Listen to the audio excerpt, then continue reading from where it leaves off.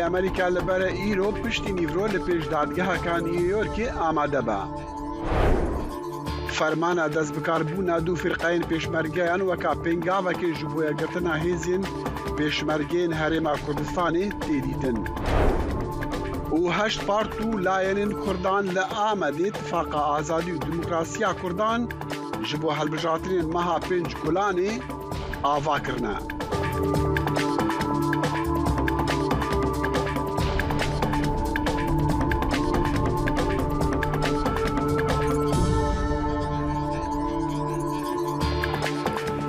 دەم باش بخێر هاتن کورت کۆنەکشن ji dengî Amerîka li Washington.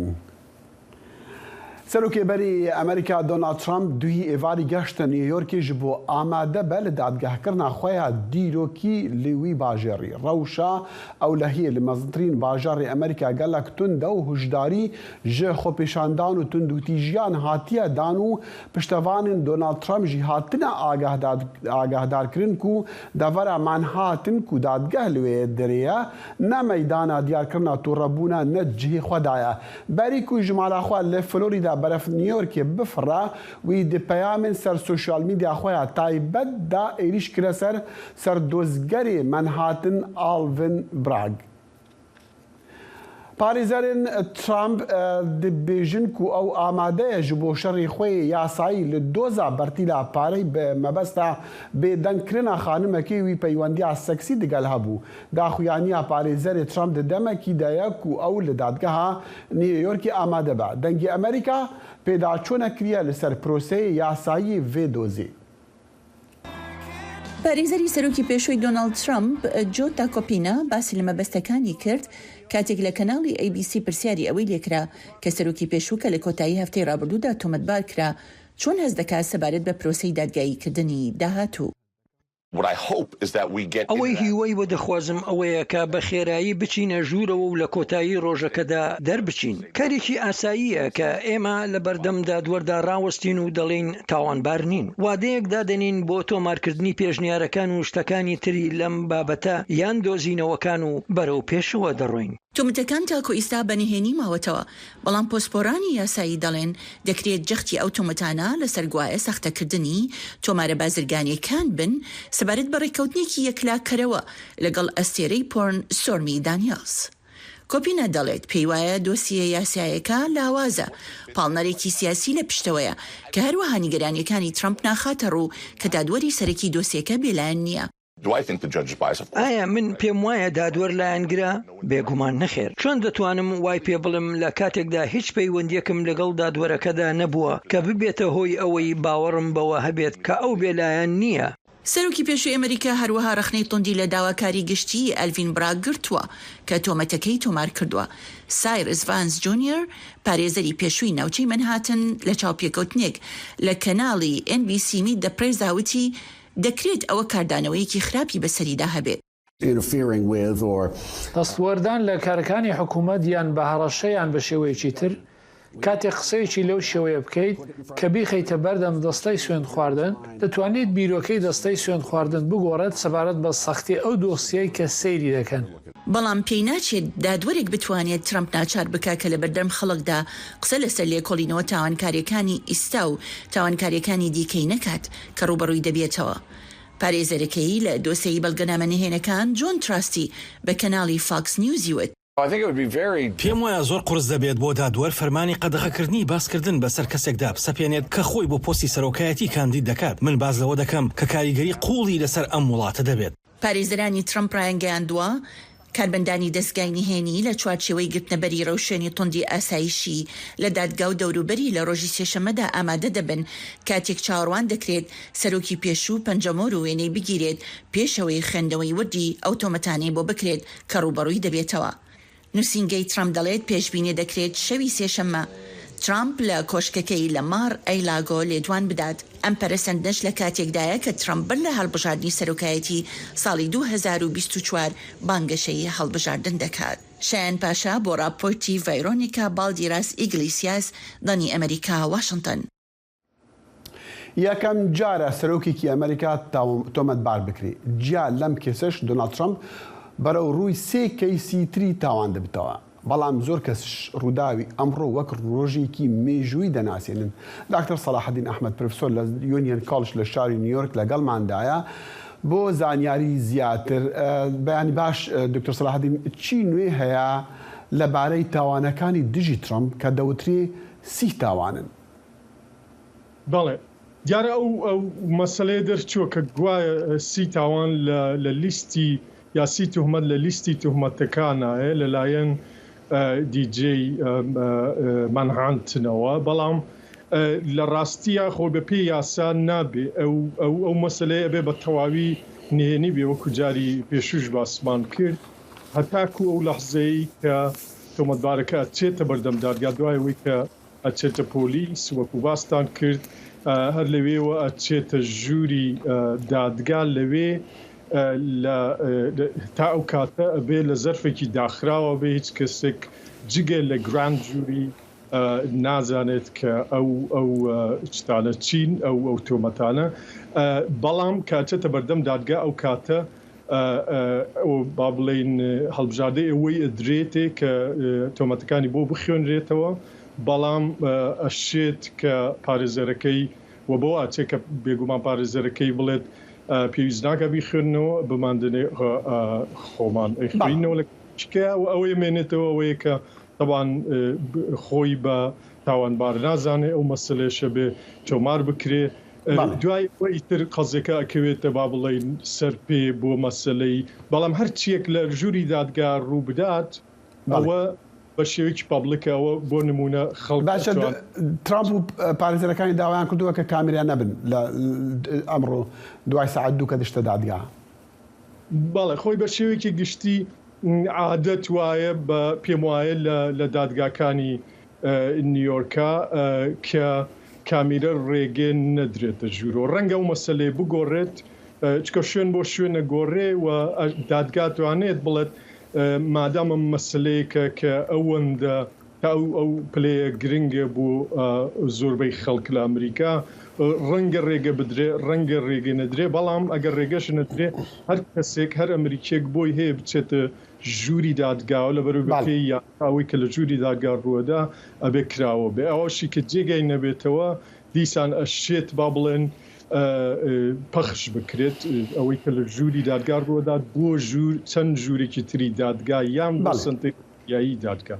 دکتۆر تۆ باسی پرۆسەکەی ئەمڕۆز کرد کە چی دەبێت چی نەبێت کە دەشتە زۆر چۆن دەبێ و وێنەگرتنا پەنجەمۆرە ئەو شتانە لە پێش دادوەر یان دۆزگەری گشتی کە پێدەوترێ تۆمەتەکان بۆی دەخوێنن یان نایخۆن بە نووسین بیاندنی ئەمە دەبێت، بەڵام چاوەڕوانی چکە دەوترێ کە ئەمە ڕۆژ یەکەمی دادگایکردنە لە داهاتوودا چی دەبێت چۆن دەبێت ینی پێشبینی جەنابەت چییە؟ دیارە ئەم مەسەلەیە زۆرە خاین، ئەمە وەکۆزانی هەنگاوی یەکەمە پێشتر بانکرابوو جۆنالد ترامپ بانکرابوو لەلایەن براگۆل، بەڵام ئەو ئامادە نەبوو، ئەو بوو کە قسەکانی وەرگیرێ کە ئامادە نەبوو ئەمەیان جیامان بانکرا وەکو تۆمەتبارە بێ حاضر بێک هەر ئەو پرۆسیجەرەی کە باسمان کرد پێشتر ئەوە ڕووەدا دوایەوە ئەم قەزێ ئەخایێنێت ئەمێنێتەوە سەرەوەی کەی دادگا دانیشێتەوە جارێکی تر لەسەر ئەو قەزیەیە لەو بەیەنەیە ئەشێت با بڵێن داواکاری گشتی داوای هەندێ سنووربەندی بکات لەسەر هەڵسوکەوتی یان تەنانەت جوڵانە و سەفەری دۆناڵد ترامپ. هەموو ئەو شتانە بۆ ئەوەیە کە دادگا دڵنیا بێت کە تۆمەتبار حاضر بێت لە بەردەم دادگایە بۆ جاری داهات. باڵێ دکتۆر سەلاحەدین تۆ باسی ئەوەت کرد کە تۆمەتەکان بۆ تاوانبارێک لە دادگا دەبێت بیخوێنن ئەگەرش بە نووسینش پێ بدەن وەکو عادەت وایە کە بڵێ تۆمەتبار بڵێ من تۆمەتبارم یان نەخێر من بێگوناحم، یعنی فەرقی ئەم دوو وەڵامە چییە بۆ دادگا و پرۆسەی دادگایکردن؟ بەڵێ فەرقەکەی لەوەیە کە با بڵێن ئەگەر تۆمەتبار تاوانبار بێت ئەوە نەی من حاڵیە بم ئەگەر تاوانبار بێت وە دان بە تاوانەکانی نێت لە ڕاستیە ئەو لە ڕووی یاسایی و قەزیەکەی سەختترە کات چکە هەر شتێکە لە دادگالی ئەبێ لە ژێر سوێندایە کەواتە ئەبێ دروست بێت دەبێت تا ئەو پەڕی تێگەیشتن و هوشیاری خۆت ئەوەی کە ئەیلەی لە دادگایە دروست بێت هەر بۆیش ئەگەر تەنانەت ئەو کەسانی تر کە بانگکردن بۆ ئەو قەزیانەی تر کە باستکردن ئەو سێ قەزیەی تر بە تایبەتی جوانیان کە خەڵکی کە بانگکرێت یەک لەو مەسەلانەوەیە کە هەموو ئەوانەی کە بانگکردن کێشەکە لەوەیە کە بۆ ئەوان ئەبێ ئەوەی کە ئەیڵێن ڕاستی بێت ئەگەر ڕاستی نەبێت دوای ئەو کەسەش بۆ خۆی مەسەلەی یاسایی دێتە سەری بۆ نمونەیەک لەو کەسانی کە بانگکراون وەکو زانی پێنسە و پێنج تا ناوێت بچێتە بەردەم دادگاوە و چەند ڕێگەیەکی یاسایی گرتوێتە بەر بەڵێ ئەمان دۆناڵد ترامپ ئەم بەیانیە خۆت لە ماڵەوە چوویتە ئیش نازانم تا چەندێک نزیکیان دووری شوێنی لە من هاتنەوە دەمویست بزانم ڕەوشی ئاسایش لەو هەرێمە و لە شاری نیویۆرک بە تایبەتی چۆنە ئەوڕۆ بەڵێ من لە شاری نیویۆرک نیم هەڵبەت ئێستا بەس ئەوەی کە ئاگدار بمەوەی کە خودی شارەوانی نیویۆرک ڕێگە و شوێنی زۆر سەختی گرتوۆتە بەر بۆ ئەوەی کە ئاسایشی ناوچەکە و دەوروبەری خودی دادگا ئەوانە هەمووی بپارێزرێ بە تایبەتی لەبەر ئەوەی کە مەترسی ئەوە هەیە کە توندوتیژی بکەوێتەوە لەبەرەوەی پشتیوانانی ترامپ تا ئێستا ژمارێکی زۆریان پێیان وایە کە ئەمە مەسلەیەکی سیاسیە بۆ خستنی دۆناڵد ترامپ بەڵام لە باوەڕیانیم کێشەی ئەو تۆ ڕوو بدات هەرچەند دۆناڵد ترامپ وەکو باستان کرد چەند جارێک با بڵێن پەیامی لەو بابەتەی ناردووە لە ڕێگای سەکۆی ڕاگەیاندنی خۆیەوە بۆ ئەوەی پرۆتست بکرێت. دکتۆر سەلاحەدین دەمویست بە کورتی پێم بڵیت کاتەکەمان زۆر کورتە پێک هاتی دەستەی خوێندخواران چۆن بووە و ئایا ڕۆلیان نەماوە ئێستا؟ نه ئەوەی گراند جووری لە ڕاستیە چکامە تەنها جووری ئەو ینی گراند جووری دێهینێکی مەسلەیەکی ئێجگار گرنگە لە سیستمی یاساییە و مەفروض ئەو شتانەی کە ڕوەدەن هەموو نهێنی بن پێشتر دۆناڵد ترامپ بانکرا بوو کە لە بەردەم گراند جووریە ئامادە بێت بەڵام ئەوەیان جیا ئەو ئامادە نەبوو بۆی قسەکانی بۆی وەجە نەزەری ئەویش وەرگیرێت لێرەوە چوونە پێشەوەی ئەم قەزیە دیارە دۆناڵد ترامپ و تیمەکەی ئەوانیش ڕێگە و شوێنی خۆیان ئەگرنە بەر ڕەنگە یەک لەو شتانی کە بیوروژێنن خودی ئەو مەسەلەیە بێت کە چۆن ژمارەی ئۆتۆمەتانەی کە لە لیستەکەیە زانراوە چکە ئەو مەسەلەیەکی حەساسە بڵ دکتۆر سەلاحەدین زۆر سوپاسی دەکەین و هیوادارم لە سبەی یاندوز بێش لەگەڵمانی بۆەوەی شیکردنەوەمان بدەیت و بزانین دوای نیوەڕۆی ئەمڕۆکی ڕوئادا بۆ ئەوەی زیاتر شتەکان حاڵی بین. دکتۆر سەلاحەدین ئەحمەد پرۆفێسۆر لە یونیۆن کۆڵج لە نیویۆرک زۆر سوپاس. سپاس بۆیەوە هەربژی کاک دەخێن. دوهی لە باژارێ ناشفڵی ویلایەتە تینیسی بە هەزاران کەس خۆپیشاندان کرد و داخوازە ڕیفۆرمان دە یاسایان کۆنتڕۆلکردنا چەکان دەکرد پڕانیەوان خوێندکار بوون ji پۆلên خوێندنی دبستانەدا دەردکەتن wê girsê dروشم هەڵدان و gotin hizirkirin û du'a nebesin me kiryar divên li demekî xwepêşander bi bêdengî rûniştin û diruşmên nivîsî bilind kirin yek ji diruşman digot bîrkirin û du'a û nivêj zaroka ji kuştinê naparêzin me cantikên kitêban divên neyên çekan hevdem polîsan jî zanyariyên nû ji lêkolîna sebaret êrişa heftiya borî di dibistanekê de li wê bajarê wîlayeta ناشفل اشکره کردن کچکا 28 سالی به چک اتوماتیک 6 کس ده خوندنگاه که دا کشتن ل ترکیه 7 میلیون کسان جبو جاره کی مافی دنگدانی ده هالبجارتنا دهایا کو دی ل 14 ماه گلانی دنگی بدن جوانا جی به تخمین 3 میلیون دنگدارین کردن دوی راپورتی دا امی ببینین که دنگدارین جوانین کرد لسر هالبجارتنین داهاتی چاوا دفکرن پامری دنگی امریکا ایوب دمیر ج انکری افرا پرچاندیا ده هلبجارتنا 2023 یا ترکیه دا نزدیکی 7 میلیون هلبجری نو و دنگی خود جارا یکم بکاربینن tê pêşbînîkirin ku di nav vanan da nêzîkî 3 milyon cîwanên Kurdin. İttifaq û partiyên siyasî jî dixwazin ku plan û stratejiyên xwe li ser dengê cîwana damezirînin. Pirsa sereke ew e ku gelo cîwanên Kurd li hilbijartinê û partiyên siyasî çawa temaşe dikin. Mehmet Doğan ew li Enqerê xwendevan e û di vê hilbijartinê da cara yekem wê dengê xwe bikarbîne. Daxwaza wî ew e ku bila Recep Tayyip Erdoğan here û hikûmeteka nû were ser kar. Hatta 14-15 sal bu tüm AK Parti sermaye, tüm AK Parti yönetimi de. Edina bese çişki değişiklikçi lazım. Bura AK Partici değişmiş ve xaşiye xaciye bu, xarabiye xaciye bu ama ez dixwazim ji göre bura değişiklik be. Bura Erdoğan here. Ciwan herî zêde gazincên xwe di warê mafê derbirinî da dikin. Xirabûna aboriya Tirkiye jî ji bo xwe wek xeterê dibînin. Gelek ciwanên Kurd siyaseta desthilatê ya AKP rexne bikin jî li hin ji wan hê jî AKP ji bo xwe partiyeka sereke dibînin. Mahmud Yetim jî yek ji wan e. Sevek AK Parti waniye em niha dînî xwe hîn kanî rahat yaşamış be camiyê me vekirîne zariyê me xuşkê me hêna Urfê da çûye Arabçê dixwînê niha sevek AK Parti waniye ke sevek AK Parti seram niha tiştê wanî dikane bikene ku CHP heya 5 salî 7 salî berna tiştekî wirka tune bû sevê dînî me sevê me ekonomî hîn rintre sevê edinime AK Parti. Partiya Destilat AKP 20 sale ku di Rêveberiya Tirkiye da destilat e. Heta niha Recep Tayyip Erdoğan hate hilbijartin. Lê di vê hilbijartinê da navê Kemal Kılıçdaroğlu jî zêdetir derdikeve pêş. Kılıçdaroğlu serdana HDP kir û HDP jî berendamê serokkomariyê diyar nekir û bi awayekî piştgirî da Kemal Kılıçdaroğlu. Ev yek jî li ser hilbijêrê ciwan yê Kurd xwe diyar dike. Sabri Hazer jî cara yekem wê dengê xwe bikarbîne. Hazer radigîne ku wê di vê hilbijartinê da dengê xwe bide CHP. Ez raya normalde kesira nadime, ez siyasetê jî partiye jî hez nakime. Hema ez mecbur bim raya kesira pêdim, ez CHP ra pêdim. Çira yönetimê me ne krallığı, ez jî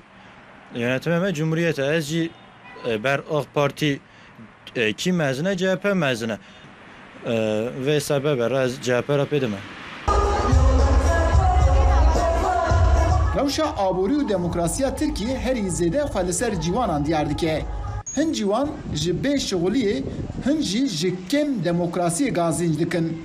Ew radigînin ku ew ê bersîva xwe dê li 14 Gulanê 2023 da li ser sandiqê diyar bikin. Eyüp Demir, Dengê Amerîka, Enqere. Li Amedê jî berêketin û li hevkirina heş part û pêkhatên Kurdan Tifaka Azadî û Demokrasiyê ya Kurdan hat avakirin. Li ser navê Tifaqê Serokê Partiya Sosyalîst a Kurdistanê PSK Bayram Bozyal daxuyaniya ragihandina avakirina Tifaqê xwend. Peyamêra Dengê Amerîka li Amedê xeccan farqîn ev rapor ji weşandiye. Bi pêşengiya Partiya Demokratîk a Gelan HDP û Partiya Kesk û Çep li Amedê Tifaka Azadî û Demokrasiya Kurd hate avakirin. Partiya Sosyalîst a Kurdistanê, Partiya Komünîst a Kurdistanê, Partiya Mirov û Azadî, DDQD, Hereketa Azadî, Kongre Civaka Demokratîk di nav de 8 partî û pêkate di nava vê tifaqê da cî digirin. Hebûna PSK ji bo raya giştî bû sürprîzlê, PDK Bakur û PDK Tirkiye di navê tifaqê da cî nagirin. Serokê PSK Bayram Bozyal û Hevseroka DBP Saliha Aydeniz deklarasyona hilbijartinê avê tifaqê ji raya giştî re eşkere kirin. Serokê PSK Bayram Bozyal daxuyaniyê bi Kurdî xwend û destnîşan kir di şert û mercên êş û şînên mezin da Tirkiye ber bi hilbijartineka krîtîk vedişe. Ku gelê Kurd û Kurdistanê li ser bendeka dîrokî a tijî derfet û metirsiyên mezin da ye. Wî îfade kir bi polîtikaya înkar, asimilasyon û şiddetê a sed salî a li dijî gelê Kurd di van salên dawî da zêde bûye û gihîştiye asta êrişeka bi tevahî. Her wisa siyaseta لدیجی کرده کل ترکیه و لسرانسر روشلات ناوین تیمشاندن نه تنه جرخولی راکرنا دستکفتین دموکراتیک انگلی کرده همان دمیده بیه سدما اوتوریتریزه کرنا سیستم سیاسی ترکیه. بایرام بوزیال سر پرنسیپ و ریگزین و اتفاقی وان زانیاریان پاروکر. اتفاق آزادی و دموکراسی یا کرد جبو ناس کرنا هبون و ناسنامه گل کرد در دستور بنگهین دا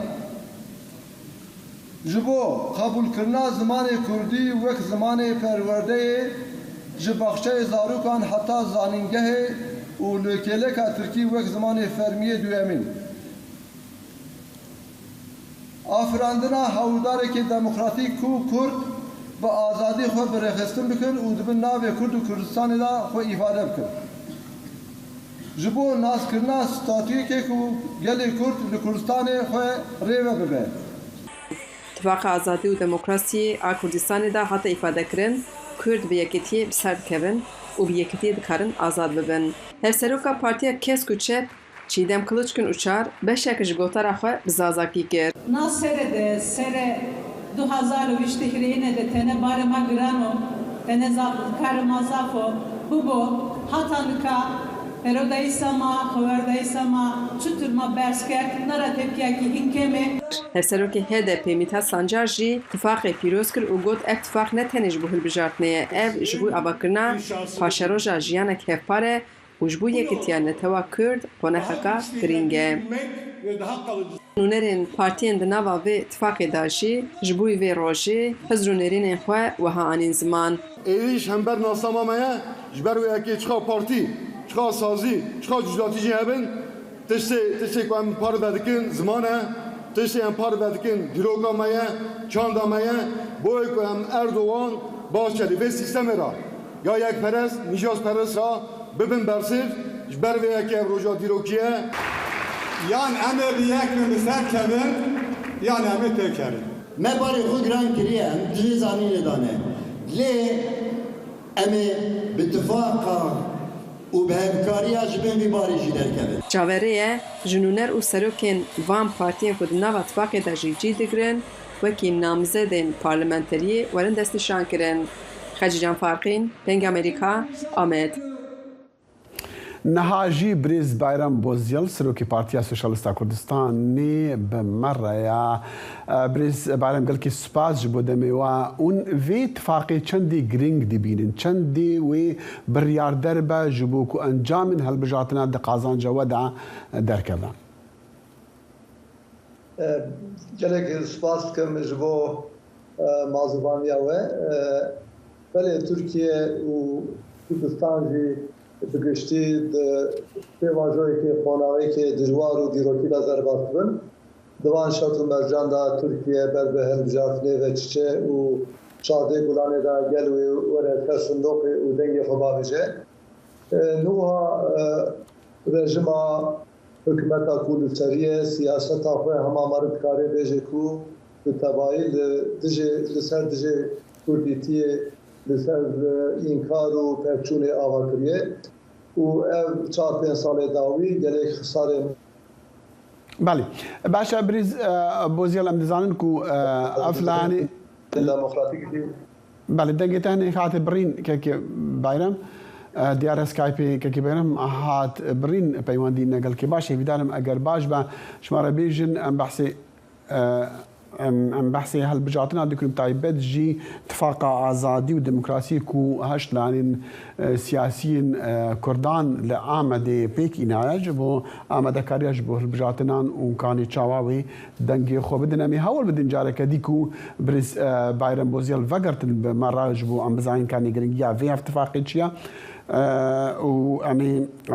بزانن كاني او اتفاق وتش برنامج هذا لانها مي هرنا بركي هي دارنا طوي دمي سكايبي كاكبرم دس بكذا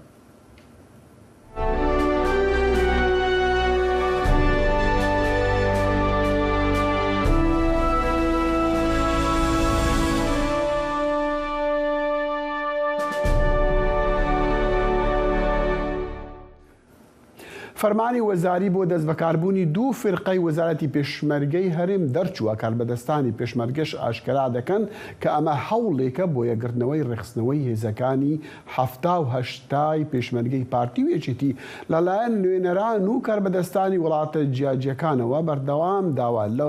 داوای ئەوە دەکرێت کە هەرچی زووترە هەوڵ بدرێ هەرێمی کوردستانی یەک هێزی پێشمەرگەی هەبتن. سەرۆکی هەرێمی کوردستانش گوتی کە پشتیوانی ئەمریکا بۆ پێشمەرگە گرنگە بۆ داهاتوش هەر زۆر پێویستە. پەیامەری دەنگی ئەمریکا ئەحمەد زێباری لە هەولێر ئەم راپۆرتەی ناردووە.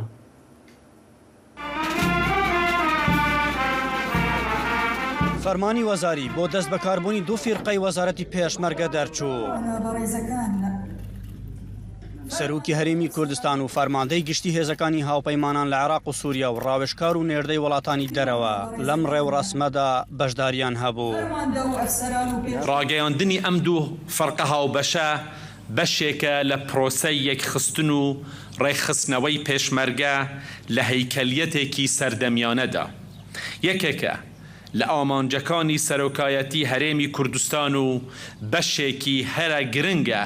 لە پرۆسەی چاکسازی کابینەی نۆیەمی حکوومەتی هەرێمی کوردستان. لە پەیامەکانی بەرپرسانی باڵای پێشمەرگەدا هاتووە کە بە دروستکردنی ئەم دوو فێرقەیە دەتوانڕێت سەرکردایەتێکی باشتر و سیستەمیکی نوێ و مۆدێرن لە وەرگرتنی پێشمەرگەدا بنڕێت تا هەموو خەڵکی بتوانن بەشداریان تێدا هەبێت.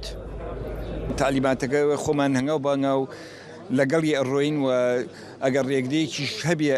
تا ئێستا من هیچم نەبیست و ئەگەرە بێ بێت چارەسەریکەین چکەوە چارەنووسی میلەتێکە هیچ شخصی نییە وەختیەوێەوە بە هەنگاو بۆی پێویستەکانی و چکۆر بە قسە نابێ خۆی مەقڕاتیوێت تا ئێستا دوو فیرقەمان دروست کرد و خۆمانەی شاید ئەبێ بگەڕین بە دوای جێگە و بینایان بۆ دروستکەین. هەوڵەکانی ئەمریکا بۆ یەکگرتنەوە و بنیادنانی هێزەکانی پێشمەرگە بەردەوامن بۆیە بەردەوام داوا دەکرێت کە هەرچی زۆترە هەوڵی ئەوە بدرێت هەرێمی کوردستان یەک هێزی پێشمەرگەی هەبێت. ڕاگەیاندنی ئەم دوو فێرقەیە بەشێکە لە پرۆسەی ڕێخستنەوە و یەکگرتنەوەی هێزەکانی 78 پێشمەرگە بەڵام بە بوچوونی کاربەدەستانی پێشمەرگە پێویستە کاری زیاتری لەسەر بکرێت. ژمارەکە لە هەر فرقەی لە 10,000 کە زیاترە بێت 4 لیوا لە خۆی ئەگرێت و بە بەشەکانی فرقەوە. لە ئێستادا کاربەدەستانی هەرێم ئەوە نایشارنەوە کە پێداگیریەکی زۆر هەیە لەسەر ڕێخستنەوەی پێشمەرگە بۆ ئەوەی پرۆسەی دیموکراسی بەهێز بکرێت و ئازادیە گشتیەکان بپارێزرێن. ئەحمەد زێباری دەنگی ئەمریکا هەولێر.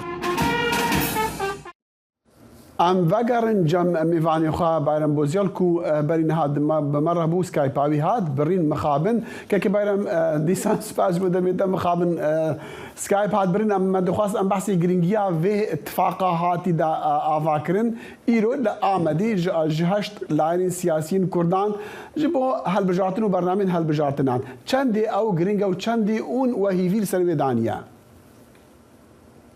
جارێکی دن سپاس دکەم ڕاستی تورکیە ژی و کوردستان ژی قۆناوێکی گرنگ و دیرۆکیدا دەرباس بن دوان شات و مەرجاندا ژی تورکیە دچێ هەڵبژارتنێ وەک تێزانین چار پێنج ساڵی داوی ئەمی دەستکەفتیان کوردان لە باکوور و چار پەرشەی کوردستانê بوونە ئارمانجên êrişên siyasî û eskerî û gelek xeternak da derbas be gelê Kurd. Her wisa Tirkiye jî di qeyranekê mezin da ye hem aborî hem siyasî hem çandî qeyranekê piralî heye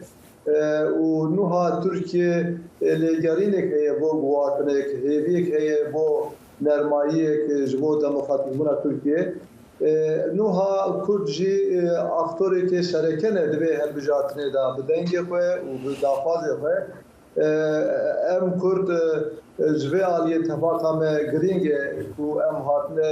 li ser bernameyek hatine serhev û me raporê ku em bêdin daxuyaniyekê giştî raya giştîra bela kir eger Kurd bi vê hawayê em bixebitin û em bikaribin xelkê bixin hereketê wê bandorekê mezin li ser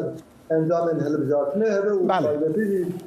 piştê hilbijartinê pêvajoya ku parlamento nû çê bibe û balansê nû peyda bibin. Yani em tefaqa azadî û demokrasî ya Kurd بله جبو دلال کرنا داخوازن ملت کرد جبو داخوازن ملت کرد دستور نور ازی بگیره و عالی یاسایی دستوری دا وره قبول کرن ام دوی ناو جبو به ام ناو حولدانی دانه و تیت کوشن باشا که بینم در راپورتا بری نهاجی ج انکاری مدیکو وساطی دیار کرون تی گوتن کو 7 میلیون خورد کو جاره یکی و کار بدن خو بدن جوانا جی نزیکی 3 میلیون کردن یعنی اوی او اگر حولا او اتفاقا وا ان حال آمد هاتی افاکرن و یا خورتین کرد جی کو دبیجن کو سما کو ما گوتی 3 میلیون به ولا ريك خستن حياة شندي وانجامين هالبجارتنا بقوهرة وبيخدا قازان جا كردادا بتر انداما ببا برلمان. بله. يعني ادكارن بيجم كو بقشتي 6 مليون جوان لهمبر سيستما هينس لهمبر سيستما اوتوريتر و الاشكار يادجي كردن و بشكريا قوارتنيتكن ديمقراطيتكن روشه که نورمالیزه دفعه روش نورمالیزه بره مثلا کرد صافی ببر و نیو ویجی کردن باور کم و باندورا وان انجام هالبجارتنه دا گلک گرام به یعنی هم جبو دست کفتین اتفاق آزادی و دموکراسی یا کرد و هم جبو حول مخالفت اپوزیسیون که نوع نامزد وان وقت برنامه اول جبو كون بكافن ناف خلكي وخلكي هان بدن جبو بتر دنجي بدن وا لا هرمين كردا ولجي وكونوا منا اسطنبولي يعني او تش برنامج شخوره دانيا بله نوها امبيجن نخشاريك دس نشان كريه او باجارو كو امبيجن سردان وان ورن كرن او برو اوفيت ورن بكرن او مش قنفوی ورن ارگانیزه کردن و 15-20 روز داوی تمام باجار کردستان دا یه سرکه دا و میتینگ ورن ارگانیزه کردن دوی قناغ دا چاپمنی و ور بکارانین و ابدا خازین کردان یه سرکه وک امبیجن قبول کردن ناس کردن ناسنامه کرد دستور دا وک امبیجن قبول کردن زمان کردی وک زمان پرورده و زمان فرمی دیگر زمان ترکی و هر وسا جبو آفراندنا اقلیمی که دموکراتیک و کرد بکار بند و آوی که آزاد ifade ettin و هر وسا yani جبو ملت کرد بکار بند خواهد لسر آخافا اداره بکن yani دوی چرچوبه دا فازمانه و حتی کاربن وانا دستن روژه به برز بيرم بوزيان سروكي بارتيا سوشالستا كردستاني راست خو بمرابو ام قال كي سپاسيادت كندي ساعت سكايب تهات برن قال كي سپاس بك كي بيرم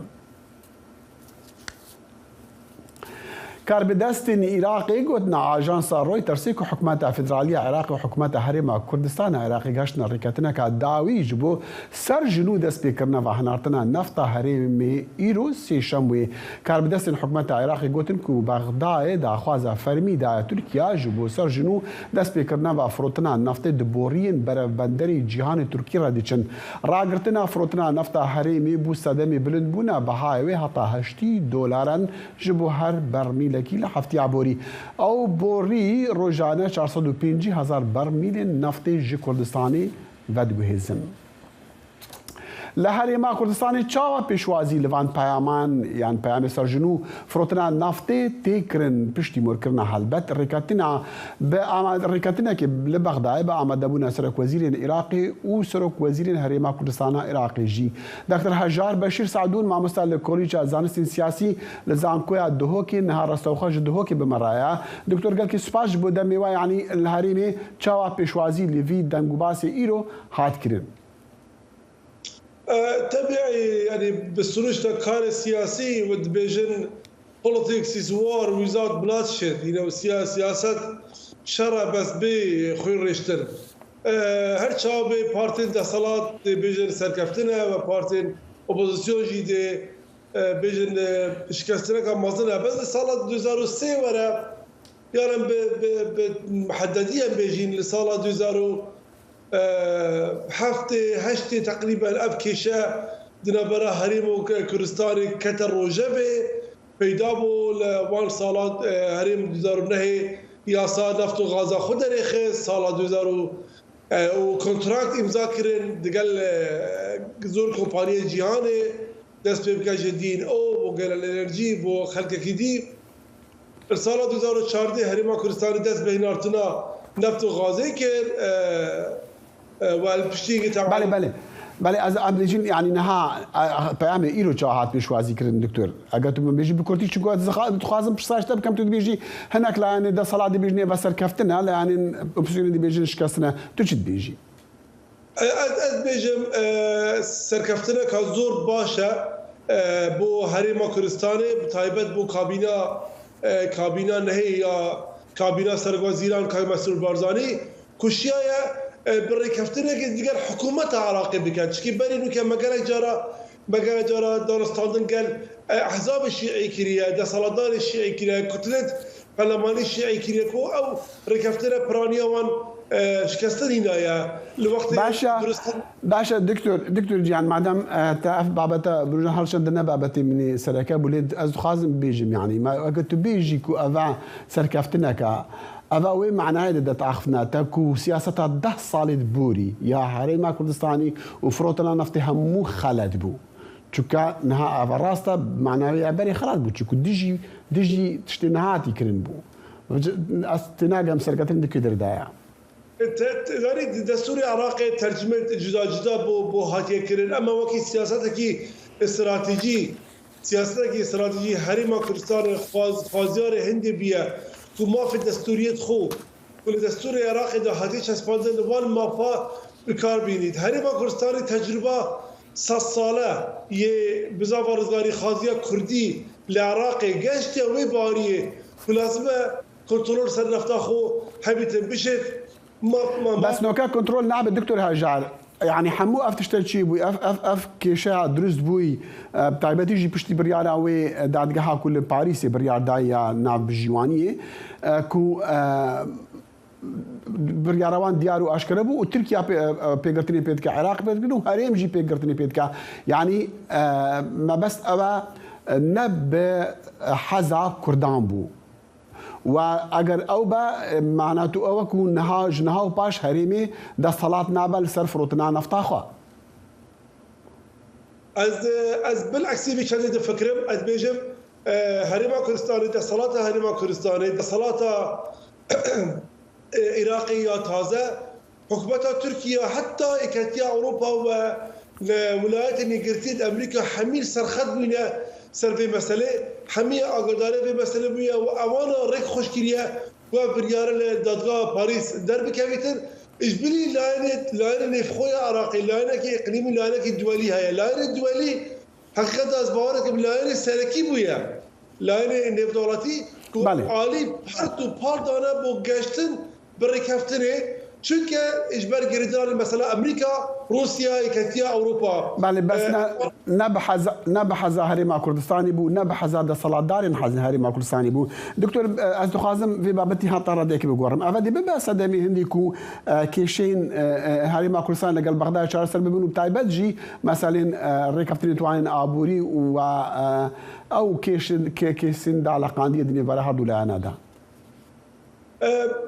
از باورت کم کو پیکاتر سروی مسئله پینگا و گلک مازنه کو در خوشکر بیتر و لاین با دولت عراق بشکل که عام تقل هريما كردستانه کو پیکاتر بکنه سر مسئله دواش کرنا داهاتی هر وسا گرینترین یاسا کونو که با یاساناس کرد با تکنوقرات کرد با هريما كردستان به همی پارتر خوبه ياسا نفتو غازية ومثلا كنترول باوريا من كنترول هريما كردستان مايا هريما كردستان نينير خو للصومو دانايا بكاتر سراتي كرن هريما كردستان حتى بندر جيهان نفت خو بيننا لبندر جيهان نينير الصومو باشا بسيارن برسفنوان ام نزان هطان هالي متخصص بكرتي بسيارن ديش تبكم دي ببا مثلا شهر سر كنا برسن ابوري وتايبا جيتو مع مستاي زانكوي وترسر موشي بنمونا باشتر ببا لشوناكو افشان سالين بوري مديد كيشا موشان هبو اگر نفط كفته دستي فدرال دي مثلا مشابه شهر سر كرن زاني مثلا نفطي وهنار ذكرنا وي كو حتى صومو هرم حتى بدر جيان هرم فريكان ويري نير صومو اما دبي تو بفروشيد امام بابتك مثلا دي مثلا بوجي بيكاتينك هاتيه كرن ودانستاندر برداومه هشتا ياسا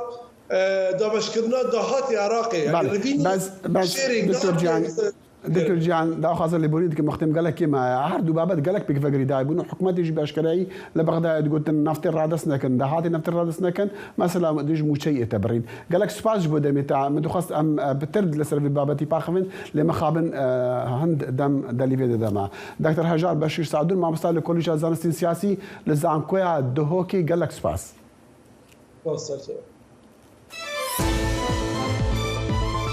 برنامه هفترنگ برنامه کنری یا بشی کردی لدنگی امریکایی از لقمان احمد هر دو هفتی جارکی و بمگرکی ناو اختی چاندو نرارنگی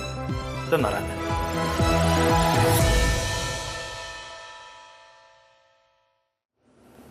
سكرتيري جشتي ناتو يانس سولتنبرغ دبيجاكو فنلند دي ببا انداما سيهويكي يا هفبنديا لشكريا روش آفاي إيرو سيشامي دو شامي لجيفينا وزيرين دارفي ناتوي لبروكسل سولتنبرغ قدكو جروجا سيشامي دا فنلند دي ببا انداما درستيا ناتوي ويقول جي تركيا ولاتي داوي بوكو اندامتيا فنلند بسند كريد دي تكستين فرمي إيرو سيشامي رادستي وزير دارفي أمريكا أنتوني بلينكن بكا لدمي جيفينا ناتو لبروكسلي افجا فنلند دي بلغين بي تي في رادستي بلينكن بكا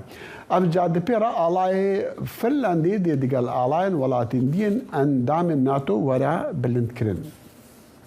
روسيا هجداري داكو او دي هيزين خوا لسر سنورين خوا قيم تربك اگر ناتو سر بعضين خوا لسر سنورين اندام نوي ناتو دابرين ما بستاوي فنلندا وزير برافانيا روسي جيغوتيا كو برفره كرنا ناتو دي ببا صدما بلند بونا مطرسين بيتر شر وبهافشونان دكتور مجيد حقي شروفكاري سياسي لهلسنكي فنلندا النهار استخب مرة دكتور قالك سباس نها ولاتي عندما ناتو يا دكارن بجنوا بيروزا بله جلک سپاس براستی او پیروز انها فنلنجی وقت ولات عندنا ناتو صاحب آسایش زیاده دکت صاحب ترس کمتر دکت لهمبری هیرشین هجریه خصم روسیه ده بله يعني تدبيرجينها اگر سويتجي ببا عندام ديساوي روشاوي او لا تربا وقت شو عنهاتو باورتكي كفنلند او لا تربا بري جدوهي سوئد کوراهی استراتژیک ولات فنلندیا بگمان اگر سوئد به اندام ناتو بری هر چیزی جبو فنلندی جلک بقازان جا چون که دوباره لوجستیکی و دوباره حتی هاتو یا تایا هز ناتو اجی جلک آریکاری تد بدید سوئد و نروژ و دانمارک و فنلند وک ولات نوردیک آن ولات اسکاندیناوی لوار سیاسی و لوار استری جلک یزی که هاوکاری هست برای که اندام بونا سوئد نتنج بقازانج سويديا بقازانج استراتيجيه كوره ولات فنلنديا دكتور مجد منها بحث فنلندا كاين يعني ده هلسنكي يعني التفاعل فنلندي انها هستي خلكي تشاوا خلت شد بيجي تشاوا خلكي تشاوا بيشوازي اللي بيعمي دهكري ايكو هاتراغهان تم درستي فنلند بدبا عندما ناتو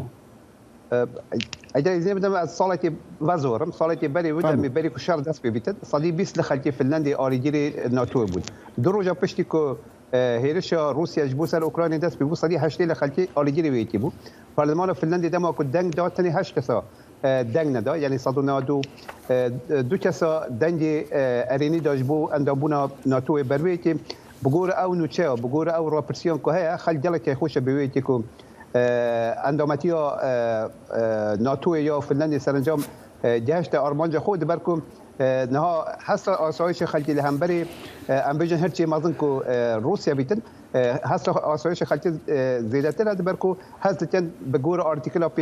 5 وڵاتی فنلندیجی لەبەر هێرشە هەجەریە وڵاتی رووسیا هاتیە پاراستن. هەلبەت لە سویدیژی هەمان هەست هەبوو بەری شەڕێک و رووسیا دژی ئوکراینە دەست پێ بکە هەمان تشتە بۆ ڕێژەیە خەڵکی و پشتەوانیە ناتۆ دیکرد گەلکی کێم بوو چەند ڕۆژان پشتی گەلکەزی دەبوو. دکتۆر من تخواست ئەس بپرسم بەرامبەری vê ئەندامەتیانات و بەرامبەر هەندێک و ئەولەهیە فنلندێ نەها قەیمترە و باشترە خەڵک هەست دکە بتر پاراستیە وێ بەرامبەر چ وەکو دەبێژن بەر پرسیاریە لە فنلندێ بە لە هەمبەر ناتۆێ چ لەسەر فنلندێ دیکەوە وەکتێک و فنلند ئەندامی ناتووە هەرچۆن لە ئەو مافین و لە ناتوودا هەنە مەفاخت بیتن وەک ئەندامەتی هەموو ئەو ئەرکین و سەر ئەندامەتی کەوتن کەوتە سەر وڵاتی فنلندی بۆ مینات حتا وێگوێ فنلند وڵاتێکی سەربەخۆ بوو لەوارەی ئەولەهی و لەوارەی بێژن بەڕەوانیەژی خۆدا لێ وێگەوەی بەرپرسیارە لە بەرامبەری سی دەوڵەتی دنجی بەرپرسیارە لە بەڕەوانیکردنا سنوورên سی دەوڵەتی دنجی دەماک و شەڕ لە وڵاتێکی دینە دژی وڵاتێک دینە ناتوێ بیتن فنلندی وەک ئەندامەتی وێ بەشدار بیت بدوێ هەندێ فنلند بیا هم ئاستی ئەستێریە خۆ هم بودجێ دەوڵەتی خۆ بگۆرە استراتیژی ناتۆ جیبەجی بکات ئەوە دەبیت گرنگ gelek نەزەحمەت بێژ بۆ فنلندی دبەرکو فنلند زاتەن هەرچەند وڵاتێکی gelek بچووکە لە یەکەتی ئەوروپادا لێ لەواری ئەسەربازیدا وڵاتێکی gelek بەهێزە یعنی هێزە لەشکریە فنلندی یەک لە بەهێزترین هێزە لەشکریە ناو ئەوروپایە یەکەتی ئەوروپای خاصمایی و بودجە دەوڵەتی و زیدەی 2% سەر بودجە ساڵانەیەش بۆ هێزە ئەشتری بەروێتی ئەس باوەڕم ئەوە هێزە ناتۆژی بەهێزتر چونکە هێزێکی دەوڵەتی هێزێکی مدرن لە هەموو بارێتیدا بووی ئەندامی ناتۆیە رووسیا ئەشکرەی دەبێژا کو ئەف وێ بە سەدەمیان وەزیری بەڕەوانی رووسیا بەری چەند دەمەژمێرە ڕاگەاند کو ئەوێ بە سەدەماندی کو پتر شەڕ و کێشە جیهاندا دروست بن تباور دکی ئەگەر نەها فنلند بوو سبەی سویدژی ببە ئەندام ناتۆ بەرفرە ببە وێ ببە سەدەمانە ڕەحەتیە یان بەرۆڤاژی سەدەمی ئارامیە ئارمانجا کوڕادی هاند رووسیەش بۆ هێرش پرسەر ئوکراین ئەو بوو ji بۆ کە نەبیت ئەندامی ناتوێ لێ هەمبەرێ وێ بوو کە دوو وڵات پشت سەرێک داخوازە ئەندامەتیە ناتۆ بکەن وریۆ جیرانی رووسیا کە 1300 کیلومتر زێدە هەفسونێری ویە بووی ئەندامی ناتۆ ئەز نەبارم رووسیا وێ گوێ هێزەوەیەکی هەبیتن لە ئەو قۆپیە کە لە ئوکراین دێتە کەتیە